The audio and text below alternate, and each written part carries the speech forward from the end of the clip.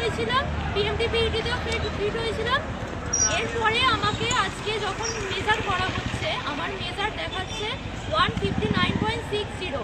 এরপরে আমরা আবার একটা অ্যাপ্লিকেশন লিখেছিলাম, জমা দিতে যখন যাচ্ছিলাম সিভিক থেকে শুরু করে ওখানে যারা অফিসাররা ছিলেন জঘন্য আচরণ, কুকুর ছাগলের মতো আমাদেরকে প্রায় তাড়িয়ে দিয়েছে ওখান থেকে। এমনকি আইপিএস এর ব্যবহারটাও আমাদের জন্য একটা কুরুচিকর এরকম পরিস্থিতি তৈরি করে দিয়েছে।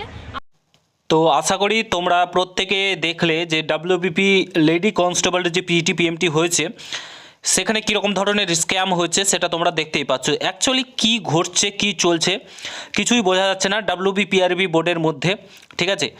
তো এই নিয়ে আমি কাউকেও দেখলাম না মুখ খুলতে, কেউ কিছু বললেও না যে এইভাবে একবার ফিজিক্যালে পাস করার পর, ফিজিক্যালে বলতে হাইটে পাস করার পর, মেজারমেন্টে পাস করার পর তারপরের বার কীভাবে সে ফেল করতে পারে, কিভাবে একবার পাস করেছে আর একবার কীভাবে সে ফেল করতে পারে, এটাই সবচাইতে বড় প্রশ্ন। উইথ এভিডেন্স মেয়েগুলো দেখালো। তো সত্যি কথা বলতে কিছুটা একটা ঘাপলা চলছেই, যেটা আমাদের মধ্যে কেউ মুখ খুলছে না এবং কেউ কিছু বলছে না। এই নিয়ে অবশ্যই প্রত্যেকটা টিচারকে মুখ খোলা দরকার। এখানে একটা স্ক্যাম চলছে, অতি অবশ্যই স্ক্যাম চলছে এবং বোঝা যাচ্ছে যে এইভাবে যদি চলতে থাকে, আমরা দেখলাম যে ডাব্লিউবিপি কনস্টেবলের পরীক্ষা হলো, সেখানে কোনো রকম স্ক্যাম যাতে না হয় তার জন্য কিন্তু যথাযথ ব্যবস্থা দালাল চক্র বন্ধ করা হলো। প্রত্যেকে ছেলে মেয়ে প্রত্যেকে অ্যাক্টিভ ছিল।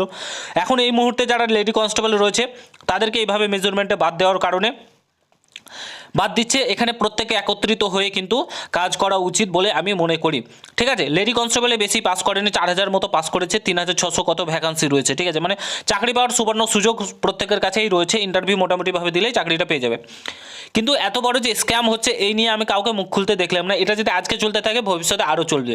তো এই নিয়ে প্রত্যেকটা টিচারকে মুখ খোলা উচিত, প্রত্যেককে এই নিয়ে একটা ভিডিও বার্তা দেওয়া উচিত বলে আমি মনে করি। কিন্তু আমি কোনো স্যার কোনো টিচারকে এই নিয়ে কিছু বলতে দেখলাম না।